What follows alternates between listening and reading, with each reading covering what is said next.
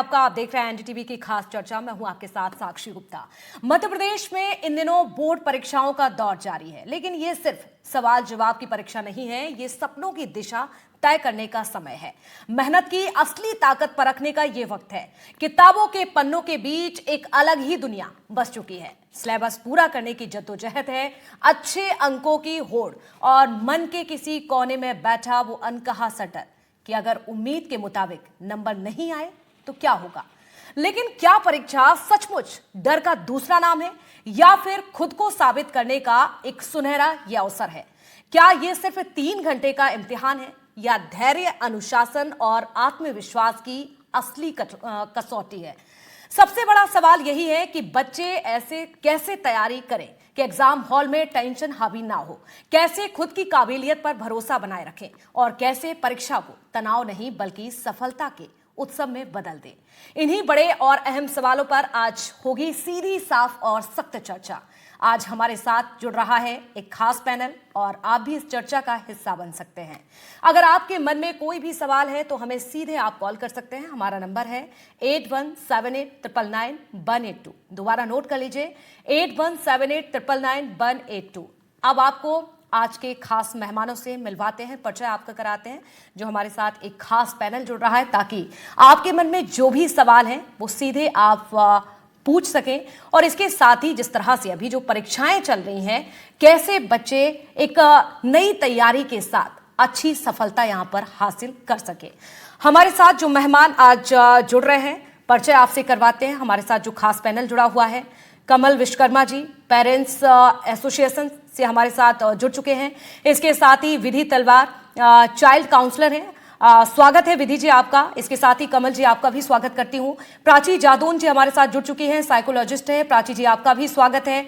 Doctor Yashpal Singh पूर्व principal हैं भोपाल से। और सबसे अहम बात यह है कि शिक्षक दिवस पर राष्ट्रपति से पुरस्कार भी मिल चुका है।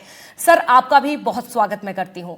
और सबसे पहले शुरुआत में करना चाहूंगी डॉक्टर यशपाल जी आपसे है, क्योंकि देखिए आपका एक लंबा अनुभव रहा है।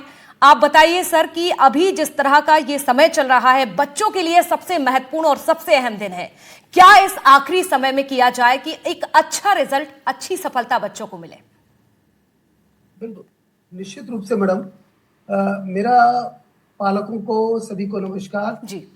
मेरा एक अनुरोध है कि परीक्षा केवल परीक्षा हॉल में जाकर के ही परीक्षा की तैयारी पूर्व से होती है। इसके लिए छात्रों को क्या करना चाहिए, नियमित दिनचर्या अपनाना चाहिए। अभी से, अभी पेपर भी चल रहे हैं। नियमित दिनचर्या में क्या करना चाहिए, उनको सुबह जल्दी उठे, नींद भी लें। कभी कभी हमने ये देखा है कंटिन्यू बच्चे रात भर पढ़ते रहते हैं और मॉर्निंग में पेपर देने के लिए जाते हैं तो स्ट्रेस तो होगा ही होगा। हमें उपयुक्त नींद भी लेनी चाहिए, जो 6 से 7 घंटे हो। ज्यादा नहीं हो पा रही है तो 5 से 6 घंटे की नींद तो हमारी होनी चाहिए। इसके बाद में हम कम से कम अपना जो शेड्यूल बना रहे हैं उसमें से, जैसे 1 घंटे आप स्टडी करते हैं तो 5 मिनट का समय ऐसा निकालिए कि आप टहलिए, अपने कमरे में टहलिए, पानी पी लीजिए या और कोई भी चीज लेते हैं। तो इस तरह से अपनी प्लानिंग करना चाहिए। इसके बाद में मॉर्निंग में उठने के बाद में यदि योग के लिए 5-10 मिनट मिल जाते हैं तो बहुत अच्छा है जी। इसके बाद में स्मार्ट स्टडी अपनाएं। स्मार्ट स्टडी में क्या करना चाहिए, पूरे सिलेबस को छोटे छोटे पार्ट में बांटना चाहिए और महत्वपूर्ण प्रश्नों की एक सूची बना लें। बच्चे यूनिट वाइज सूची बना लें। और मेरा एक सुझाव है जो मैंने अपने लंबे अनुभव में देखा है जी, कि बच्चों को 10 साल के जो क्वेश्चन पेपर आते हैं, यदि उनको सॉल्व कर लेते हैं तो उसका बड़ा लाभ मिलता है। मध्य प्रदेश में मैंने ऐसे 2-3 बार एक्सपेरिमेंट किए हैं। इस साल भी मैं as a adviser Madhya Pradesh में काम कर रहा हूं। तो हम लोगों ने 10 साल के सॉल्व पेपर करके 100 क्वेश्चन हर एक पेपर के तैयार करके हर एक प्रिंसिपल को और असिस्टेंट कमिश्नर को भेजे हैं जी। मैं ये महसूस कर रहा हूं कि इस बार हमारे परिणाम कम से कम 10% इम्प्रूव हों। तो बच्चों को ये काम करना चाहिए। और दूसरा एक सुझाव मेरा और है जी, कि जो सब्जेक्ट कठिन है उन विषयों का प्रातः अध्ययन करना चाहिए। शाम के समय के लिए सरल प्रश्नों को रखें। सुबह के लिए कठिन प्रश्नों का, जो भी सब्जेक्ट, जैसे किसी को मैथमेटिक्स कठिन लगता है, किसी को फिजिक्स कठिन लगती है, किसी को केमिस्ट्री कठिन लगती है, तो मॉर्निंग के लिए ऐसे सब्जेक्ट को रखें। रात को नींद लेने के बाद जब सुबह उठेंगे फ्रेश मूड में रहेंगे, आपको विषय अच्छा समझ में आएगा। दूसरा, चौथे नंबर पे एक और महत्वपूर्ण चीज मैं आपसे अनुरोध करूंगा, सबसे जो भी दर्शक हैं यहाँ पर, कि संतुलित आहार। संतुलित आहार में क्या है, जंक फूड का उपयोग ना करें परीक्षा समय में। बिल्कुल, और ये बहुत छोटी छोटी बातें हैं सर, लेकिन बहुत ही महत्वपूर्ण हो जाती हैं बच्चों के लिए, बहुत ज्यादा महत्वपूर्ण हो जाती हैं। विधि जी, मैं आपका रुख करना चाहूंगी, आप बच्चों को किस तरह से टिप्स देती हैं पढ़ाई से पहले, परीक्षा से पहले? क्योंकि हम देख रहे हैं तैयारी, भरोसा, स्ट्रेस और धैर्य, इन्हीं 4 स्तंभों पर आज के हमारे स्टूडेंट की ये असली परीक्षा जुड़ी हुई है। आपकी ओर से क्या टिप्स, आपका क्या अनुभव है? हाय मैम, आई फील कि बच्चों को जब रिवीजन करते हैं तो मेन यही जो स्ट्रेस का रीजन होता है, वो 3 रीजंस होते हैं। या तो हम फेल हो जाएंगे, या फिर हमारे पेरेंट्स का प्रेशर होता है, कंपैरिजन रहता है, या फिर हमको ये होता है कि हमारे फ्यूचर में हम आगे क्या करेंगे। जो ये 3 रीजंस होते हैं, इन्हीं के ऊपर मेन बच्चों को स्ट्रेस क्रिएट रहता है ऑल ऑफ द टाइम, उनके जब तक बोर्ड्स का रिजल्ट नहीं आता जी। इसको हम मैनेज इस तरीके कर सकते हैं कि हम पेरेंट्स को गाइड करें कि प्रेशर क्रिएट ना हो। उनका सपोर्ट रहेगा तो बच्चे और ज्यादा अच्छे से समझेंगे कि हाँ, मुझे अपना बेस्ट देना है एग्जाम में, ना कि मुझे सिर्फ पास होना है, मुझे अच्छे नंबर लाने हैं। जी। पेरेंट्स का ये समझना और बच्चों को ये समझाना कि एक्चुअली में जो रिजल्ट है वो मेरा बेस्ट करा हुआ है, ना कि मैं सिर्फ जबरदस्ती पढ़ के पास होने के लिए रिजल्ट लाया हूँ। दूसरा, 45-10 की हम स्ट्रैटेजी बना सकते हैं। जैसे कुछ लोगों के साथ होता है, बैठ नहीं पाते ज्यादा देर तक, 45 मिनट्स बैठे, 10 मिनट का रेस्ट लें। बिल्कुल विधि जी, मैं आपको रोकना चाहूंगी, कॉलर हमारे साथ इस वक्त कनेक्ट हो रहे हैं मंदसौर से। दिव्या, क्या सवाल है आपका? हमारे साथ खास पैनल जुड़ा हुआ है, अपना सवाल कीजिए।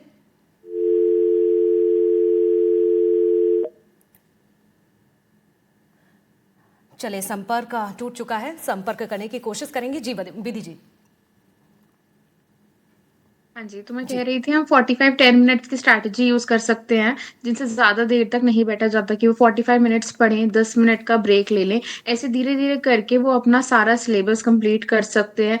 डीप ब्रीदिंग पे बहुत ज्यादा ध्यान रहे। कई बार होता है एंजाइटी होने लग जाती है एग्जाम के लिए पढ़ते पढ़ते, कि ये मेरे से हो नहीं रहा है या मैं कैसे करूंगा। उस टाइम पे काम रहना बहुत ज्यादा जरूरी है, और पेरेंट्स का सपोर्ट बहुत ज्यादा जरूरी है इस टाइम पे। ये बहुत ही महत्वपूर्ण हो जाता है। कमल जी, मैं आपसे जानना चाहूंगी, जिस तरह से आपका जो अनुभव रहा है, कैसे देखते हैं? क्योंकि हम देखते हैं कि बच्चे की परीक्षा केवल नहीं होती है, पेरेंट्स की भूमिका भी बहुत ज्यादा हो जाती है। कई बार बच्चों को वो माहौल घर में नहीं मिल पाता है। कई बार हम देखते हैं कि पेरेंट्स में एक अलग तरह का स्ट्रेस होता है, एक मानसिक दबाव होता है, और सीधे तौर पर बच्चे पर भी वो असर डालता है। ऐसे में घर का माहौल परीक्षा के समय सर कैसा होना चाहिए, और क्या आपकी तरफ से टिप्स?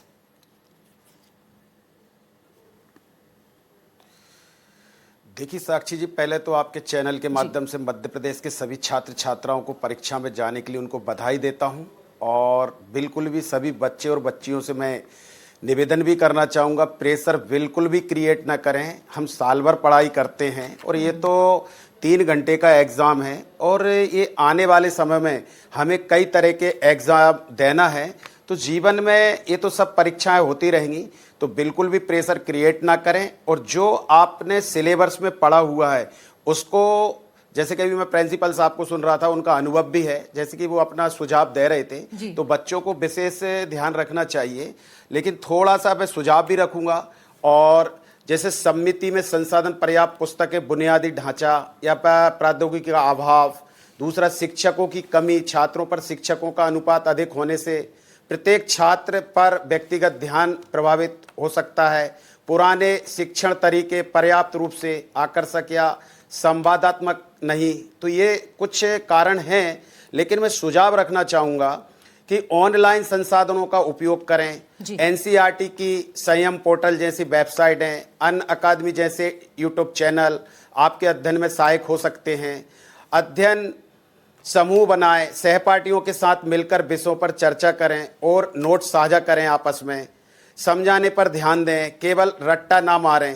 अवधारणाओं को समझाने का प्रयास करें, पिछले प्रश्न पत्रों का अभ्यास करें, परीक्षा के प्रारूप और समय से परिचित हों। बिल्कुल। साथ में सहायता लें संदेह दूर करने के लिए शिक्षक या सहपाठियों का। तो ऐसे कई जो 4-5 मैंने सुझाव दिए हैं, इन सुझावों को लेकर भी करें। लेकिन फिर पुनः मैं एक ही बात कहूंगा, किसी भी बच्चा या बच्ची को किसी भी तरह का कोई भी प्रेशर नहीं लेना है जीवन में। अभी तो किसी की 15 साल की आयु है, किसी की 18 वर्ष की आयु, अभी तो आपका पूरा जीवन पड़ा हुआ है और जीवन में आपको कई तरह की परीक्षाएं देना है यानी कि ये और अंतिम परीक्षाओं से परीक्षा गुजरना है। ये जीवन की, अपने आप जिंदगी को की संयम आखिरी रखें, परीक्षा नहीं है और आत्मविश्वास, बिल्कुल इसे आत्मविश्वास रखें। बिल्कुल सर, कहीं ना कहीं बच्चों के लिए बहुत ही महत्वपूर्ण सुझाव अभी हो जाता आपको है। आवश्यकता पड़ती है तो अपने पेरेंट्सों से भी सहयोग लें, जो चीज समझ में नहीं आ रही उसको भी पूछें। लेकिन फिर पुनः आपके चैनल के माध्यम प्रेशर किसी भी तरह का कोई भी क्रिएट ना करें। हैप्पी उत्सव के साथ में परीक्षा में जाएं और अपना प्रश्न पत्र दें, क्योंकि अंक लाना ही मकसद नहीं है, अंक के साथ साथ में व्यवहारिक होना, व्यवहारिकता से हमको जीवन जीना है आगे भी। तो ये और भी आपसे तो चर्चा करेंगे। इस वक्त हमारे साथ एक कॉलर जुड़ रहे हैं, हमारे साथ कुंदन जी जुड़ रहे हैं नोएडा से। कुंदन जी, आपका क्या सवाल? जी नमस्कार, मैं अपनी बेटी के लिए जो अभी 10th में है उसके लिए सवाल पूछना चाहूंगा एक्सपर्ट से। एक्चुअली वो क्या है, देर रात तक पढ़ती है रात में और सुबह देर में उठती है, तो ये नॉर्मल है या कुछ, क्योंकि कुछ लोग कहते हैं कि जल्दी सो जाना और जल्दी उठना ठीक है पढ़ाई के लिए। तो मैं एक्सपर्ट से पूछना चाहूंगा क्या वो नॉर्मल है या वो उसको ऐसे ही रहने देना चाहिए या उसको और टाइमिंग में उसको बदलाव करना चाहिए? जी प्राची जी, इसका जवाब मैं आपसे लेना चाहूंगी। मैम, आपने सवाल सुन लिया होगा, इसका सही जवाब क्या है? हेलो जी, मुझे ऐसा लगता है कि इस चीज में कोई प्रॉब्लम नहीं है, क्योंकि हर एक बच्चे का अपना अपना तरीका होता है पढ़ने का। अगर वो रात में अच्छे से पढ़ पाते हैं तो इस चीज में कोई प्रॉब्लम की बात नहीं है। तो उस चीज के लिए उस पे मतलब ऐसे फोर्स नहीं करना चाहिए। और सब बच्चे मतलब कुछ बच्चे सुबह पढ़ लेते हैं अच्छे से, कुछ बच्चे रात में अच्छे से पढ़ पाते हैं, तो इस चीज में कोई ऐसी दिक्कत वाली बात नहीं है। मेन फोकस बस ये रहना चाहिए कि वो अच्छे से अपना पूरा पोटेंशियल के साथ पढ़ पाए। तो बाकी अगर वो उनको कोई चीज इसमें दिक्कत नहीं हो रही है पढ़ने में, तो इसमें कोई प्रॉब्लम वाली बात नहीं है। जी कुंदन जी, कोई और सवाल आपका, आप संतुष्ट हैं जवाब से? जी, थैंक यू, शुक्रिया जुड़ने के लिए। प्राची जी, एक और सवाल मेरा आपसे है कि परीक्षा का डर बच्चों में बहुत ज्यादा होता है जब परीक्षा चलती है, और ये कहीं ना कहीं छात्रों को फ्रीज मोड में ले जाता है। इसको बाहर कैसे इससे निकला जाए? इसके साथ ही ये भी बताइए कि परीक्षा से एक दिन पहले बच्चे को क्या करना चाहिए, किस तरह का उसका रूटीन होना चाहिए? हाँ जी मैम, ये बहुत अच्छा क्वेश्चन है। इसमें जैसे बच्चे एग्जाम के टाइम पे बहुत ज़्यादा स्ट्रेस लेने लग जाते हैं, है ना, तो मैं आपको इसके लिए कुछ टेक्निक्स बताना चाहूँगी।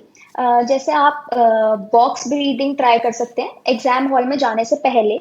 इसमें क्या होता है कि आपको जैसे अपने मन में एक बॉक्स बनाना होता है और उस हिसाब से आपको ब्रीदिंग करनी होती है, जो कि आपको हेल्प करता है आपकी नर्वस सिस्टम को नॉर्मल रखने में। इसमें आपको पहले जैसे लाइक ब्रीद इन करना है, like you have to count for 4, like 1 2 3 4, then hold for 4 seconds. 4 second के लिए आप उसको होल्ड करें, फिर 4 सेकेंड उसको रिलीज करें, फिर 4 सेकेंड होल्ड करें। तो लाइक इसमें आप अपनी ब्रीदिंग स्टेबलाइज करते हैं, तो वो आपको काफी ज्यादा हेल्प करता है नॉर्मल रहने में, ज़्यादा स्ट्रेस ना लेने में। इसके अलावा अगर आप पेपर के टाइम पे थोड़ा ब्लैक आउट हो जाते हो, है ना, और आपको कुछ समझ नहीं आता है, ज़्यादा स्ट्रेस ले रहे होते हो, तो आप ग्राउंडिंग टेक्निक्स भी ट्राई कर सकते हो। इसमें जैसे कि आप 5 चीज़ें जो आपको दिख रही हैं, आप वो चीज़ नोट करो। आपको 4 चीज़ें जो स्मेल कर रही हैं वो चीज़ें नोट करो। 3 चीज़ें जो आपको मतलब सुनने में आ रही हैं वो चीज़ नोट करो। 2 चीज़ें ऐसी लिखो जो आपको मतलब लाइक टेस्ट में आ रही हैं। और फर्स्ट आप ब्रीदिंग लो। इससे ये कैसे हेल्प करता है आपको कि आप अपने सराउंडिंग से अवेयर हो जाते हो वापस। आप अपनी ओवर थिंकिंग इससे आपकी स्टॉप हो जाती है, आप ज़्यादा ओवर थिंक नहीं करते हो, आप वापस अपने एनवायरनमेंट में आ जाते हो। उसके बाद आप अपने एग्जाम वगैरह पे फोकस करिए। और दूसरा क्वेश्चन कि आप एग्जाम से एक दिन पहले क्या करें, तो एग्जाम से एक दिन पहले मैं यही सजेस्ट करूंगी कि आप कोई नया टॉपिक ना उठाएं, क्योंकि इससे क्या होगा, अगर वो आपका टॉपिक नहीं हुआ है और वो अगर थोड़ा सा आपको मुश्किल लग रहा है, तो आप उससे ज़्यादा स्ट्रेस लगेगा आपको कि मैंने अभी तक कुछ नहीं पढ़ा है या फिर मेरे को ये टॉपिक नहीं याद हो रहा है, तो इसलिए आप पहले ही कोशिश करें कि आपने जो जो मुश्किल बिल्कुल, चीजें यानी हैं वो आप कि पहले ही जो पढ़ लें। आपने सिलेबस पहले कंप्लीट किया है उसी को आप अच्छी हाँ, तरह से रिवीजन करें, ना कि रिवाइजन करें, बिल्कुल नया नया टॉपिक टॉपिक उठाएं। शुरू करें। विधि जी, मैं आपसे हाँ जी। समझना चाहूंगी, मंदसौर से इस वक्त हमारे साथ एक कॉलर जुड़ रहे हैं, दिव्या। दिव्या, आपका क्या सवाल है? जी, मैं ना लर्न तो कर लेती हूँ, फिर जब एग्जाम हॉल में जाती हूँ तो मेरे को कुछ याद नहीं रहता और टेंशन रहती है ज्यादा। इम्पोर्टेंट कुछ भी याद नहीं रहता। डॉक्टर यशपाल जी, क्या जवाब है? घंटों बच्चे पढ़ाई करते हैं लेकिन जैसे ही हॉल में जाते हैं तो सब भूल जाते हैं। क्या ऐसा करना चाहिए कि एक अच्छा रिजल्ट मिले और परीक्षा के दौरान सही जवाब लिख पाए? देखिए, मैंने देखा है, ये हम लोगों के साथ भी हुआ है जी। हम लोग भी जब स्टूडेंट रहे, आज भी हम लोग कोई परीक्षा देने जाते थे, एक सामान्य चीज है। मेरा एक सुझाव है बच्चों से कि जब परीक्षा हॉल में जाते हैं तो पेपर को बड़ा शांति के साथ पढ़ें। शांति के साथ पढ़ने के बाद फर्स्ट राउंड में ऐसे प्रश्नों को देखा जाए कि जो प्रश्न मैं कर सकता हूं, अप्रोक्सीमेटली 30 to 40% प्रश्न ऐसे होते हैं जो इजीली आदमी कर देता है। उन प्रश्नों को पहले हल करना चाहिए, फिर उसका आदमी का जो भी स्टूडेंट है उसका आत्मबल इतना बढ़ जाता है कि वो आगे वाले प्रश्नों को करने के लिए मानसिक रूप से तैयार हो जाता है। सेकंड राउंड में फिर देखें कि मैं इससे और ऐसे प्रश्न 25 से 30% प्रश्न ऐसे हैं जो मैं इसके बाद कर सकता हूं, उन प्रश्नों को पुटअप करना चाहिए। बिल्कुल, यानी मेरा कि ये सुझाव इन है प्रश्नों कि को जब पहले हॉल में करना जाते चाहिए, हैं, ये तो एक शांति से सही अपने स्ट्रेटजी पेपर हो को सकती पढ़ें। है सर। बिल्कुल। दिव्या, आपका कोई और सवाल? जी नहीं, धन्यवाद। जी, शुक्रिया जुड़ने के लिए आपका। विधि जी, मेरा सवाल आपसे है मैम कि जिस तरह से हम देखते हैं परीक्षा में स्ट्रेस बहुत ज्यादा बच्चे लेते हैं, तनाव तो होता है, लेकिन क्या ये तनाव उसी समय का है या फिर उस बच्चे की मानसिकता उसके बाद चेंज हो सकती है? ये तनाव, उसका ये स्ट्रेस बाद में और भी गंभीर हो सकता है? मैम, सबसे पहले तो बच्चे को स्ट्रेस लेना जरूरी है, बट थोड़ा बहुत, जी। ताकि वो जो अपना इंटेंशन है या फिर वो जो उसका मोटिव है एग्जाम को क्लियर करने का, अच्छे मार्क्स लाने का, उसमें थोड़ा सा और उसके अंदर उसका एफर्ट आएगा अगर थोड़ा बहुत स्ट्रेस होगा। बट अगर ओवर स्ट्रेस हो जाता है तो एक्चुअली में बच्चे का कंसंट्रेशन ब्रेक होने लग जाता है, क्योंकि उसमें एंजाइटी क्रिएट होती है। ठीक है, फोकस नहीं रह पाता है, जो भी वो एग्जाम में पढ़ने के लिए ट्राई कर रहे हैं, जो सिलेबस कंप्लीट करना चाह रहे हैं, तो उसमें मेन दिक्कत आती है। एंड मेनली हमारे जो एग्जाम्स हैं वो बहुत ज्यादा जरूरी हैं, बट हमारी मेंटल हेल्थ के ऊपर जरूरी नहीं है। एग्जाम्स हमारे जरूरी हैं क्योंकि हमारा करियर उस पर मैटर करता है, बिल्ड होता है। बट आजकल लोग इतना ज्यादा एंशियस हो जाते हैं, इतना ज्यादा एग्जाम के लिए फियर क्रिएट हो जाता है, बच्चों के मन में डर इतना ज्यादा बढ़ जाता है कि वो ऐसा हो जाता है कि पूरा का पूरा निर्भर ही अपने एग्जाम पे हो जाते हैं कि नहीं, यही है जो सब कुछ है, इसी पे ही मेरी आगे की पूरी लाइफ डिपेंडेंट रहेगी। बट ऐसा नहीं है, आगे आपकी लाइफ बहुत ज्यादा बड़ी है, आपकी लाइफ का एक छोटा सा पार्ट है आपका एग्जाम। जी, बिल्कुल। और ये जो स्ट्रेस बहुत की ही बात महत्वपूर्ण बात रही हो वो जाती जब है। तक, जी। हाँ जी, कमल विश्वकर्मा जी, एग्जैक्टली। और सर मैं जहां तक आपसे, स्ट्रेस की बात रही, जी जी, विधि जी बोलिए। हाँ जी, जहां तक स्ट्रेस की बात रही, वो जब तक आपका एग्जाम क्लियर नहीं होता वो सिर्फ तब तक ही रहेगा। उसके बाद वापस हम बैक टू नॉर्मल लाइफ में आ ही जाते हैं। बिल्कुल। कमल जी, मैं आपसे जानना चाहूंगी कि जिस तरह से हम देखते हैं किसी बच्चे का इंजीनियर का सपना होता है, किसी का डॉक्टर का, किसी के परिवार की, पेरेंट्स की कुछ और उम्मीदें होती हैं अपने बच्चे से, लेकिन बच्चे के मन में ये डर रहता है कि अगर उतने नंबर नहीं मिले, उतने मार्क्स नहीं मिले तो आगे क्या होगा? सर, किस तरह से देखा जाए, बच्चे के ये डर को कैसे खत्म किया जाए?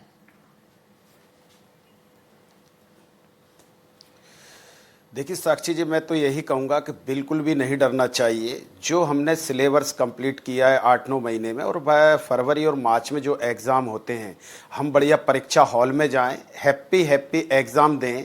और एग्ज़ाम देने के बाद भी मैं बच्ची को सुन रहा था, उस बच्ची ने कहा, या जो दिव्या जी हैं उन्होंने कहा कि मुझे वहाँ जाकर सब भूल जाते हैं परीक्षा में जाकर।